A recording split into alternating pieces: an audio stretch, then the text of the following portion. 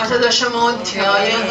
श्रीशुक उवाच अत्र सर्गो विसर्गश्च स्थानं पोषणमूतयः मन्वन्तरेशानुकथा निरोधो मुक्तिराश्रयः दशमस्य शुद्ध्यर्थं नवानामिह लक्षणं वर्णयन्ति महात्मानः श्रुतेनार्थेन चाञ्जसा भूतमात्रेन्द्रियधिया जन्म सर्वोक्तामृतः ब्रह्मणो गुणवैषम्य विसर्गः पौरुषस्मृतः सिद्धिर्वैकुण्ठविजयः पोषणं तदनुग्रहः मन्वन्तराणि सद्धर्म ऊतयः कर्मवासनाः अवतारानुचरितं हरिश्चास्यानुवर्तिनां सतामीशकतां प्रोक्ता नानाख्यानोपबृंहिताः निरोधस्यानुशयनमात्मनः सशक्तिभिः मुक्तिर्हित्वा यथारूपं स्वरूपेण व्यवस्थितिः आभासश्च निरोधश्च यतश्चाध्यवसीयते स आश्रयः परं ब्रह्म परमात्मेति शब्दते योऽध्यात्मिकोऽयं पुरुषः सोऽसावेवादिदैविकः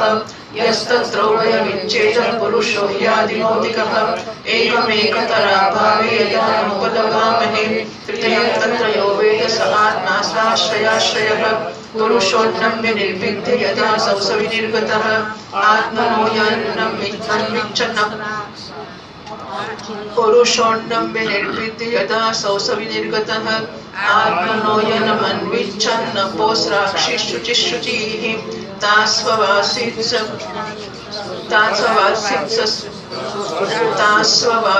स्वसृष्टासु सहस्रपरिवत्सरान् तेन नारायणो नाम यदा बहुपुरुषोद्भवाः द्रव्यं कर्म च कालश्च स्वभावो जीव एव च यदनुग्रहतः सन्ति न सन्ति यदुपेक्षया एको नानातमन्विच्छन् योगतल्पा संस्थितः वीर्यं हिरण्मयं देवो मायया सृजत्रिणाम् अधिदैवमथाध्यात्मधिभूतमिति प्रभुः यथैकं पौरुषं वीर्यं त्रिधा विद्यते तच्छृणु शरीर आकाशात् पुरुषस्य विचेष्टतः ओजस्सहो बलं जज्ञे ततः प्राणो महानसुः अनुप्राणन्ति यं प्राणं प्राणान्तं सर्वजन्तुषु अपानन्तमपानन्ति नरदेवमिवानुगाः प्राणेन क्षिपतां शत्रुदन्तराजायते प्रभोः विपासतो चक्षतश्च प्रामुखं निरभिद्यत मुखतस्तारुनिर्भिन्नं जिह्वा तत्रोपजायते ततो नानारसो जग्ने जिह्वयायोति गम्यते विवक्षोर्मुखतो भूम्नो वह्निर्वाप्यामृतं तयोः जले वैरस्य सुचिरनिरोधः समजायत। ભાગવતના 10 લક્ષણોનું વર્ણન આ અધ્યાયમાં કરવામાં આવ્યું છે। શ્રી સુખદેવજી મહારાજ કહે છે, પરીક્ષિત, આ ભાગવત પુરાણમાં સર્ગ વિસર્ગ સ્થાન પોષણ ઉતિ મન્વંતર ઈશાનો કથા નિરોધ મુક્તિ અને આશ્રય આ 10 વિષયોનું વર્ણન છે।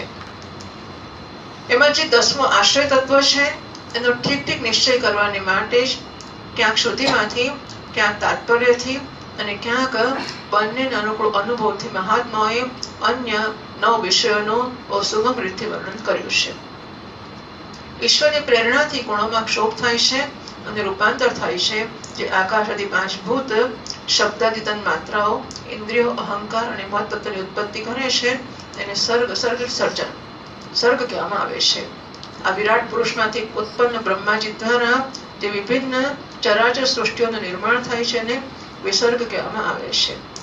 પ્રતિપદ નાશ તરફ વધનારી સૃષ્ટિને એક મર્યાદામાં સ્થિર રાખવાથી ભગવાન વિષ્ણુની શ્રેષ્ઠતા જે સિદ્ધ થાય છે એનું નામ સ્થાન છે। પોતાના દ્વારા સુરક્ષિત સૃષ્ટિમાં ભક્તો પર એમની જે કૃપા થાય છે એનું નામ પોષણ છે। મન્વંતરના અધિપતિ જે ભગવત ભક્તિ અને પ્રજાપાલન રૂપ શુદ્ધ ધર્મનું અનુષ્ઠાન કરે છે એને મન્વંતર કહેવામાં આવે છે। જીવોની વાસનાઓ જે કર્મ દ્વારા એમને બંધનમાં નાખે છે એને ઉતિ કહેવામાં આવે છે। ભગવાનના વિભિન્ન અવતારોના અને એમના પ્રેમી ભક્તોની વિવિધ આખ્યાનોથી યુક્ત ગાથાઓને યશ કથા કહે છે। જ્યારે ભગવાન યોગ નિદ્રા સ્વીકાર કરીને શયન કરે છે ત્યારે આ જીવનો પોતાની ઉપાધિઓની સાથે એમનામાં લીન થઈ જાય છે, જીવ લીન થઈ જાય છે અને નિરોધ કહે છે। અજ્ઞાનથી કલ્પિત કર્તૃત્વ ભોક્તૃત્વ વગેરે અનાત્મ ભાવનો પરિત્યાગ કરીને પોતાના વાસ્તવિક સ્વરૂપ પરમાત્મામાં સ્થિત થઈ જવું એને મુક્તિ કહેવામાં આવે છે।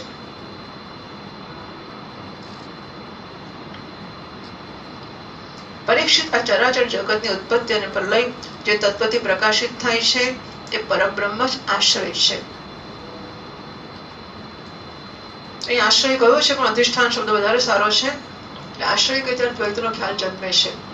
કે આ હાથના આશ્રય કડો છે, તો આ આશ્રય છે એના પર કડો આશ્રિત હશે, કડો ને હાથ જુદા છે. આશ્રય શબ્દમાં દ્વૈતનો ખ્યાલ રહી જાય છે, એટલા માટે અહીં આપણે દ્રષ્ટિએ અધિષ્ઠાન શબ્દ હોય એવું આપણે સમજી શકીએ. જે નેત્ર અધિષ્ઠાન એટલે જેના પર સર્પ આરોપિત છે. અધિષ્ઠાન સત્ય છે, સર્પની સત્તા જુદી છે કે કલ્પિત છે. શાસ્ત્રોમાં એને પરમાત્મા કહેવામાં આવે છે. જે નેત્ર વગેરે ઇન્દ્રિયોનો અભિમાની દ્રષ્ટા જીવ છે, ઇન્દ્રિયોના અધિષ્ઠાત્ર દેવતા સૂર્ય વગેરેના રૂપમાં પણ છે. અને જે નેત્ર ગોલક આદિથી યુક્ત દૃશ્ય દેહ છે, એ જ એ બંનેનો અલગ અલગ કરે છે. આ ત્રણમાં જો એકનો પણ અભાવ થઈ જાય તો બીજા બંનેની ઉપલબ્ધિ ના થઈ શકે. આથી જે આ ત્રણોને જાણે છે એ પરમાત્મા જ આ સૌનું અધિષ્ઠાન આશ્રય તત્વ છે. એનો આશ્રય એ સ્વયં પોતે છે, બીજો કોઈ નથી. જ્યારે પૂર્વોક્ત વિરાટ પુરુષ બ્રહ્માંડને ફાડીને નીકળ્યો ત્યારે એ પોતાને રહેવા માટે સ્થાન શોધવા લાગ્યો. અને સ્થાનની ઈચ્છાથી એણે શુદ્ધ સંકલ્પ પુરુષે અત્યંત પવિત્ર જળનું સર્જન કર્યું. વિરાટ પુરુષ નરથી ઉત્પન્ન થવાને કારણે જ જળનું નામ નાર પડ્યું. અને એ પોતાના ઉત્પન્ન કરેલા નારમાં એ પુરુષ 1000 વર્ષો સુધી રહ્યો. આ તેનું નામ નારાયણ પડ્યું. ગીતામાં પણ આ શ્લોક આવ્યો છે. નારાયણ પ્રોક્ત, એટલે ગીતાની ટીકામાં નારાયણ શબ્દની માટે આ ચર્ચા આવી છે. આપો નારાયણ પ્રોક્ત, જળને નાર કહેશે. વિરાટ પુરુષ રૂપ નરથી ઉત્પન્ન થવાને કારણે જળને નાર કહે છે, બરાબર છે. અને પોતાને ઉત્પન્ન કરેલા નારમાં પુરુષ 1000 વર્ષ રહ્યો માટે એને નારાયણ કહે છે. આ નારાયણ ભગવાનની કૃપાથી દ્રવ્ય કર્મ કાળ સ્વભાવ જીવ વગેરેની સત્તા છે, એમની ઉપેક્ષા કરવાથી બીજા કશાનું અસ્તિત્વ રહેતું નથી. આ અદ્વિતીય ભગવાન નારાયણ યોગ નિદ્રાથી જાગીને અનેક થવાની ઈચ્છા કરી, ત્યારે પોતાની માયાથી એમણે અખિલ બ્રહ્માંડના બીજ સ્વરૂપ એ સુવર્ણમય વીર્યને 3 ભાગમાં વિભક્ત કર્યું. અધિદૈવ અધ્યાત્મ અધિભૂત. પરીક્ષિત, વિરાટ પુરુષનો એક જ વીર્ય 3 ભાગોમાં કેવી રીતે વિભક્ત થયું એ તમે સાંભળો. વિરાટ પુરુષને હાલવા ડોલવાથી એમના શરીરમાં રહેનારા આકાશથી ઇન્દ્રિય બળ, મનોબળ અને શરીર બળની ઉત્પત્તિ થઈ. એમાંથી એ સર્વનો રાજા પ્રાણ ઉત્પન્ન થયો. જેમ સેવક પોતાના સામે રાજાની પાછળ પાછળ ચાલે, એમ જ એ સર્વના શરીરોમાં પ્રાણ પ્રબળ હોય ત્યારે ઇન્દ્રિયો પ્રબળ રહે છે. એ પ્રાણ રાજા છે અને ઇન્દ્રિયો એની સેવક છે. પ્રાણની રાજાની પાછળ પાછળ સેવકો ચાલે, એમ પ્રાણની પાછળ પાછળ ઇન્દ્રિયો ચાલે છે. પ્રાણ સુસ્ત પડી જાય તો ઇન્દ્રિયો પણ સુસ્ત થઈ જાય છે. એટલે પ્રાણ જોરથી આવવા જવા લાગે ત્યારે વિરાટ પુરુષને ભૂખ તરસનો અનુભવ થાય છે. ખાવા પીવાની ઈચ્છા કરતા જ સૌથી પહેલા એના શરીર મુખ પ્રગટ થયું. મુખથી તાળુથી રસના ઇન્દ્રિય પ્રગટ થઈ. આ પછી અનેક પ્રકારના રસ ઉત્પન્ન થયા, જેને રસના ગ્રહણ કરે છે. જ્યારે બોલવાની ઈચ્છા એને થઈ ત્યારે વાગિન્દ્રિય, એના અધિષ્ઠાતૃ દેવતા અગ્નિ, એનો વિષય બોલવું, આ 3 પ્રગટ થયા. આ પછી બહુ દિવસો સુધી જળમાં એ પડી રહ્યો. 20મા શ્લોકથી વાંચીએ. नासिके निरपित्येतां दोतु यति नभस्वति तत्र वायुर्गन्धवो प्राणोऽनुसृक्षतः यदात्मनिरालोकमात्मानं तदिदृक्षतः निर्विण्ये यक्षिणे तस्य ज्योतिश्चक्षुर्गुणग्रहः बोध्यमानस्य ऋषिभिरात्मनस्तज्जिगृक्षतः कर्णो जनरविद्येतां विश्वश्रोत्रं गुणग्रहः वस्तुनो मृदुकाठिन्यलघुर्गुर्वोष्ण वस्तुनो मृदुकाठिन्य लघु गुरुवोष्ण शीततां जिगृंशतस्त्वं निर्भिन्ना तस्यां रोममहिरुहाः तत्र चान्तर्बहिर्वातस्त्वचा लब्धगुणोवृतः हस्तौ रुरुहतुस्तस्य नानाकर्मचिकीर्षया तयोस्तुबलमिन्द्रश्च आदानमुपयाश्रयं गतिं जिगीषतः पादौ रुरुहातेऽभिकामिकां पद्भ्यां यज्ञस्वयं हव्यं कर्मभिः क्रियते ध्रुभिः निरभीत्यत शिष्णो वै प्रजानन्दामृतार्थिनः उपस्थासीत् कामानां प्रियं तदुपयाश्रयम् उत्सिशिक्षोधातुमलं निरभिद्यत वै उदं ततः पायुस्ततो मित्र उत्सर्गोपयाश्रयः आशिश्रुप्सौ कुर्यानाभिकारमपानतः तत्रापानस्ततो मृत्युः पृथक्त्वमुपयाश्रयम् आदिसोरनपानानामासन् मुक्ष्यन्त्रनाळयः नद्यसमुद्राश्च तयोस्तुष्टिः पुष्टिस्तदाश्रये विधिध्यासोराल्पमाया हृदयभिरभिद्यत ततश्चन्द्रः सङ्कल्पः काम एव च वक्चर्ममांसरुधिरमेतो मज्जास्थिधातवः भूम्यः तेजोमया सप्तं प्राणो व्योमाम्बुवायुभिः गुणात्मकानि इन्द्रियाणि भूतानि प्रभवा गुणाः मनस्तरविकारात्मा बुद्धिर्विज्ञानरूपिणी एतद्भगवतो रूपं स्थूलं ते व्यावृतं मया मह्यादिविशिष्टारवर्णे एतद्भगवतो रूपं स्थूलं ते व्यावृतं मया मह्यादिविशिष्टावरणैरष्टभिर्बहिरावृतम् अतः परं सूक्ष्मतमम् अव्यक्तं निर्विशेषणम् अनादिमध्यनिधनं नित्यं वाङ्मनसः परम् अमुनी भगवद्रूपे मया देवनुवर्णिते उभे अपि न गृह्णन्ति माया सृष्टे विपश्चितः सवाच्यवाचकतया भगवान् ब्रह्मरूपदृक् नामरूपक्रिया दत्ते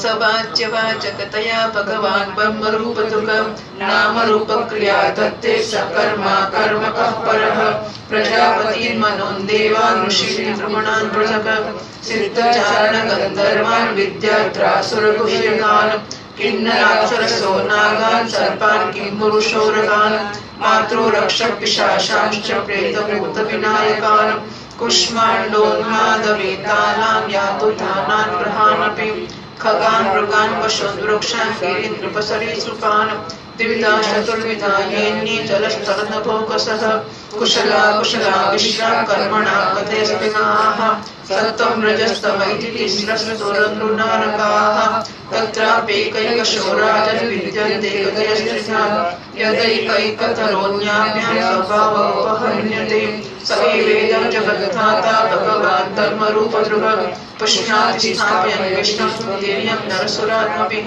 ततः कालाभिरुद्रात्मा यष्टुमिदमात्मनः सन्प्रियच्छति कालेन धनान्येकविवाहिलः इत्थं भावेन कथितो भगवान् भगवत्तमैः नित्यं भावेन हि परं द्रष्टुमर्हन्ति सूरयः नास्य कर्मणि जन्मादौ परस्यानुमीयते कर्तृत्वप्रतिषेधार्थं मायारोपितं विदत अयं तु ब्रह्मणः कल्पसङ्कल्पोदाहृतः विधिसाधारणो यत्र सर्गाः प्राकृतवैकृताः परिमाणं च कालस्य कल्पलक्षणविग्रहम् यथा पुरस्ताद्व्याख्यासे पात्मं कल्पमथो शृणु शौनक उवाच यदा मनो भवान् सूतं शक्ता भागवतोत्तमः चचार तीर्थानि भुवस्त्यक्त्वा वर्तोत्सुस्तिजान् कुत्र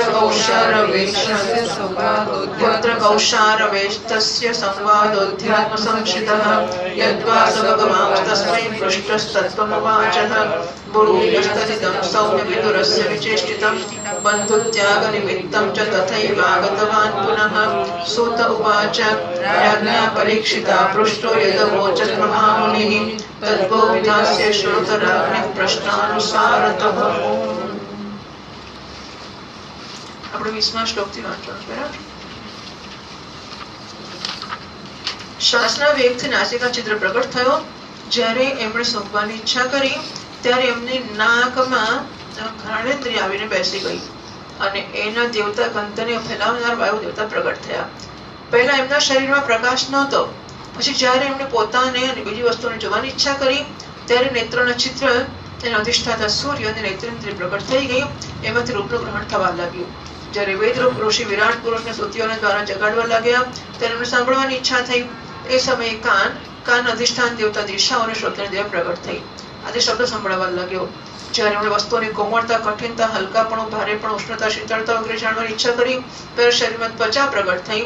પૃથ્વીમાંથી જેમ વૃક્ષ નીકળી આવે છે એ પ્રકારે એમની ત્વચામાંથી રૂઆંક ઉભા થયા, એટલે રોમ પેદા થયા અને એની અંદર બહાર રહેનારો વાયુ પણ પ્રગટ થઈ ગયો. સ્પર્શ ગ્રહણ કરનારી ત્વચા ઇન્દ્રિય પણ સાથે સાથે શરીરમાં ચારે તરફ લપેટાઈ ગઈ. તેનાથી એમને સ્પર્શનો અનુભવ થવા લાગ્યો. જ્યારે એમને અનેક પ્રકારના કર્મ કરવાની ઈચ્છા થઈ ત્યારે હાથ ઉગી આવ્યા. એ હાથોમાં ગ્રહણ કરવાની શક્તિ હસ્તેન્દ્રિય અને એના અધિષ્ઠાન દેવતા ઇન્દ્ર પ્રગટ થઈ ગયા અને બંનેના આશ્રયથી થનાર ગ્રહરૂપ કર્મ પણ પ્રગટ થયું. જ્યારે એમને અભિષ્ટ સ્થાન પર જવાની ઈચ્છા થઈ ત્યારે શરીરમાં પગ ઉગી આવ્યા. ચરણોની સાથે જ ચરણ ઇન્દ્રિયના અધિષ્ઠાતા રૂપમાં ત્યાં સ્વયં યજ્ઞ પુરુષ ભગવાન વિષ્ણુ સ્થિત થઈ ગયા અને એમનામાંથી ચાલવાનો કર્મ પ્રગટ થયો. મનુષ્ય આ ચરણેન્દ્રિયથી ચાલીને યજ્ઞ સામગ્રી એકત્ર કરે છે. એના માટે પગ આપ્યા છે.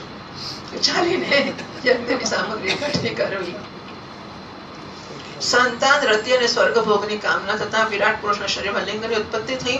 એમાં ઉપસ્થ ઇન્દ્રિય અને પ્રજાપતિ દેવતા તથા એ બંનેના આશ્રય લેનાર કામ સુખનો આવિર્ભાવ થયો. જ્યારે મળત્યાગની ઈચ્છા થઈ ત્યારે બુધાદ્વાર પ્રગટ થયો. પછી એમાં પાયુ ઇન્દ્રિય અને મિત્ર દેવતા ઉત્પન્ન થયા. આ બંને દ્વારા મળ ત્યાગની ક્રિયા સંપન્ન થાય છે. અપાન માર્ગ દ્વારા એક શરીરથી બીજા શરીરમાં જવાની ઈચ્છા થતા નાભિ દ્વાર પ્રગટ થયું. એનાથી અપાન અને મૃત્યુ દેવતા પ્રગટ થયા. એ બંનેના આશ્રયથી પ્રાણ અને અપાનનો વિરહ થાય છે, વિયોગ થાય છે, મૃત્યુ થાય છે. પ્રાણ અપાન છૂટા પડી જાય. હા, એટલે પ્રાણ બહાર આવે છે અને અપાન નીચે જાય છે. પણ જ્યારે છૂટા થાય ત્યારે કહ્યું, જ્યારે વિરાટ પુરુષને અન્ન જળ ગ્રહણ કરવાની ઈચ્છા હતી ત્યારે કોખ, આંતરડા અને નાડીઓ ઉત્પન્ન થઈ. સાથે કુક્ષીના દેવતા સમુદ્ર, નાડીઓના દેવતા નદીઓ અને તુષ્ટિ પુષ્ટિ, આ બંને એમના આશ્રિત વિષય ઉત્પન્ન થયા. જ્યારે એમણે પોતાની માયા પર વિચાર કરવાની ઈચ્છા કરતા હૃદયની ઉત્પત્તિ થઈ. એનાથી મનરૂપ ઇન્દ્રિય અને મનના દેવતા ચંદ્રમા તથા વિષય કામના અને સંકલ્પ પ્રગટ થયા. વિરાટ પુરુષના શરીરમાં પૃથ્વી, જળ અને તેજથી સાત ધાતુઓ પ્રગટ થઈ. ત્વચા, ચર્મ, માંસ, રુધિર, મેદ, મજ્જા અને અસ્થિ, આ પ્રકારે આકાશ, જળ અને વાયુથી પ્રાણોની ઉત્પત્તિ થઈ. શ્રોત્રાદી બધી ઇન્દ્રિયો શબ્દાદી વિષયોનું ગ્રહણ કરનારી છે. એ વિષયો અહંકારથી ઉત્પન્ન થયા છે. મન સર્વ વિકારોનું ઉત્પત્તિ સ્થાન છે અને બુદ્ધિ સમસ્ત પદાર્થોના બોધ કરાવનારી છે. હું ભગવાનના સ્થૂળ રૂપનું વર્ણન મેં કરીને તમને સંભળાવ્યું. એ બહારની તરફથી પૃથ્વી, જળ, તેજ, વાયુ, આકાશ, અહંકાર, મન તત્વ અને પ્રકૃતિ, આ 8 આવરણથી ઘેરાયેલ છે. એનાથી પર ભગવાનનું અત્યંત સૂક્ષ્મ રૂપ છે. એ અવ્યક્ત, નિર્વિશેષ, આદિ, મધ્ય અને અંતથી રહિત અને નિત્ય છે. વાણી અને મનની ત્યાં સુધી પહોંચ નથી. હું તમને ભગવાનના સ્થૂળ અને સૂક્ષ્મ, વ્યક્ત અને અવ્યક્ત જે 2 રૂપોનું વર્ણન મેં તમને સંભળાવ્યું છે. એ બંને જ ભગવાનની માયાથી રચિત છે. આથી વિદ્વાન પુરુષ આ બંનેનો સ્વીકાર કરતા નથી. વાસ્તવમાં ભગવાન નિષ્ક્રિય છે. પોતાની શક્તિથી જે સક્રિય બને છે, પછી તો એ બ્રહ્માનો અથવા વિરાટ રૂપ ધારણ કરીને વાચ્ય અને વાચક શબ્દ અને એના અર્થના રૂપમાં પ્રગટ થાય છે અને અનેક નામરૂપ ક્રિયાઓનો સ્વીકાર કરે છે.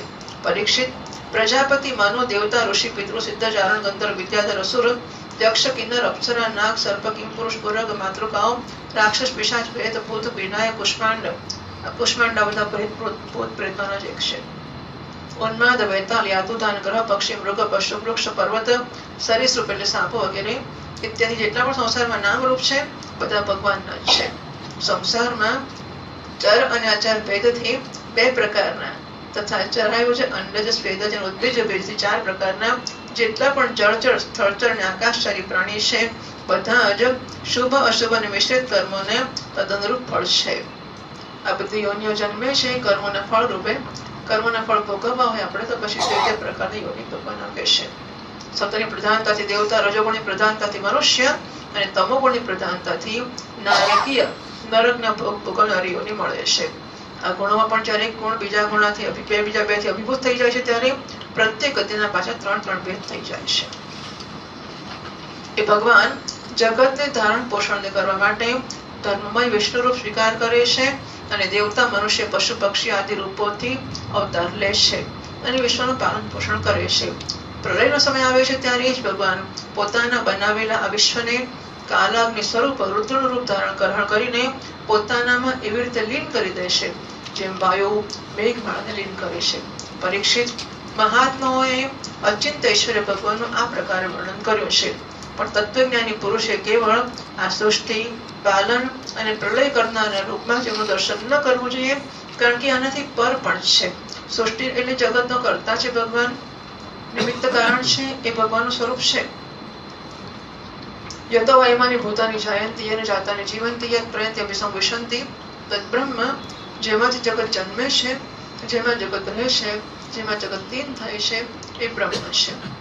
આ બ્રહ્મનું એટલે ઉપાદાન કારણની આ શરત છે. માટીમાંથી ઘડો જન્મે છે, માટીમાં ઘડો રહે છે, માટીમાં લીન થાય છે, માટે ઘડો છે ત્યારે પણ માટી જ છે.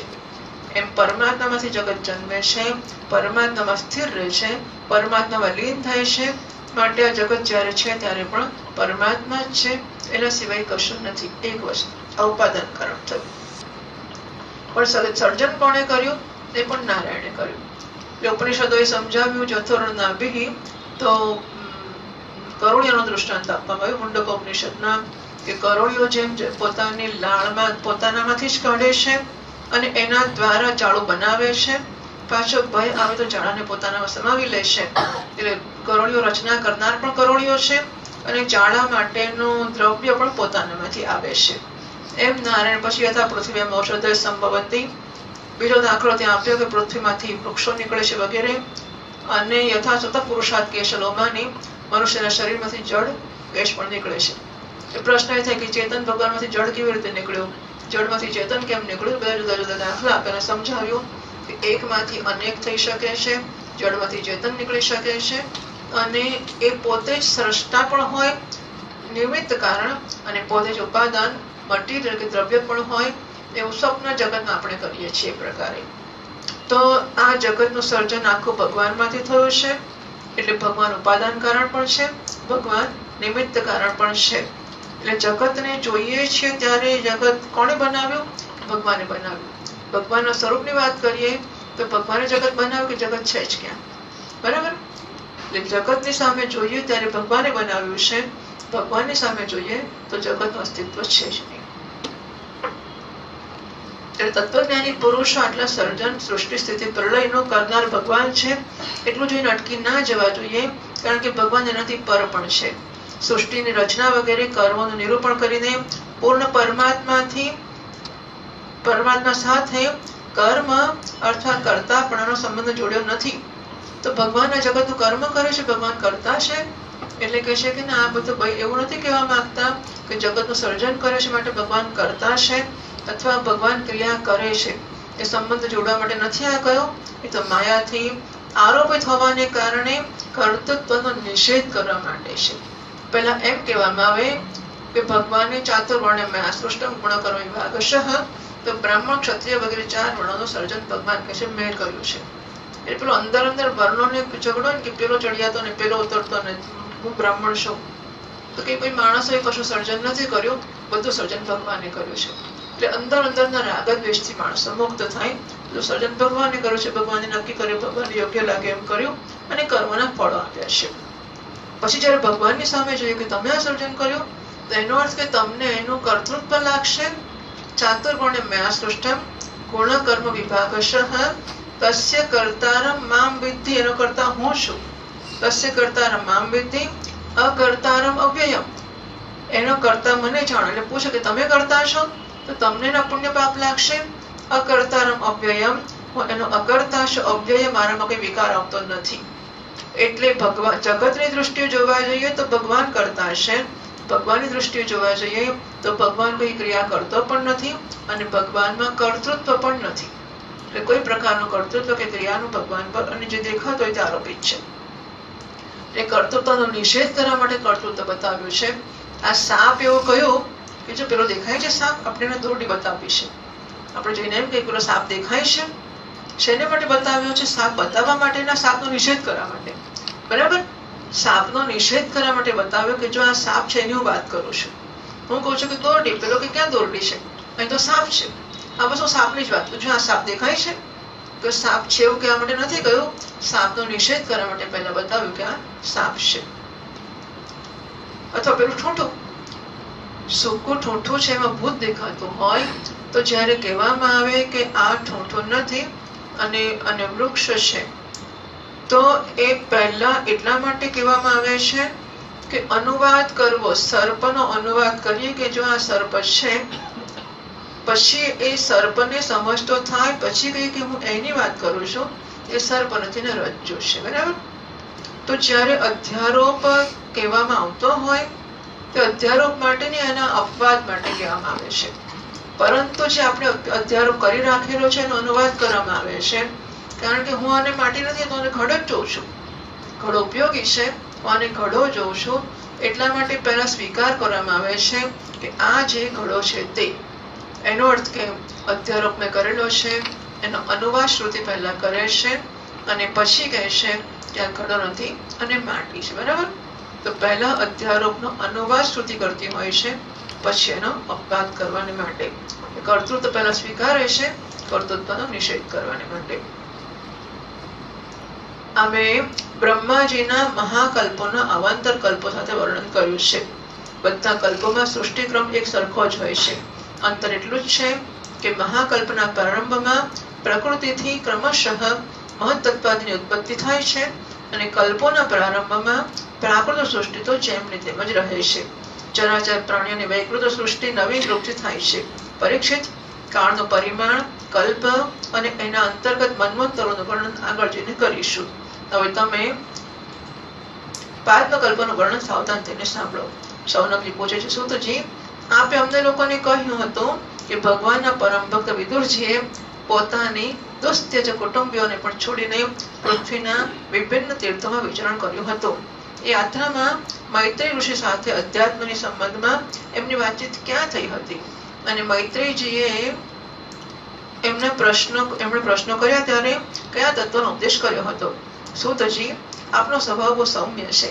આપ વિદુરજીનું ચરિત્ર અમને સંભળાવો. એમણે પોતાના ભાઈ બંધુઓને શા માટે છોડ્યા અને પછી પાછા એમની પાસે કેમ આવ્યા? સૂતજી કહે છે, શૌનકાદિ ઋષિઓ રાજા પરીક્ષિતે પણ આ વાત પૂછી હતી.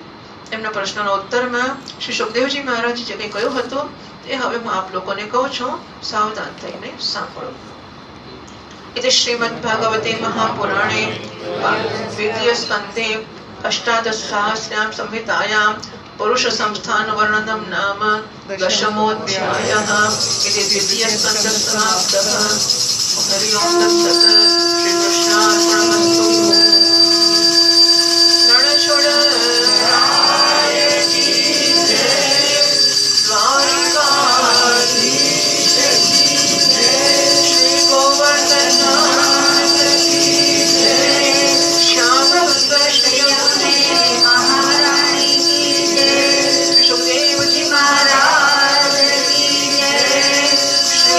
भागवत भगवान की जय। सद्गुरुनाथ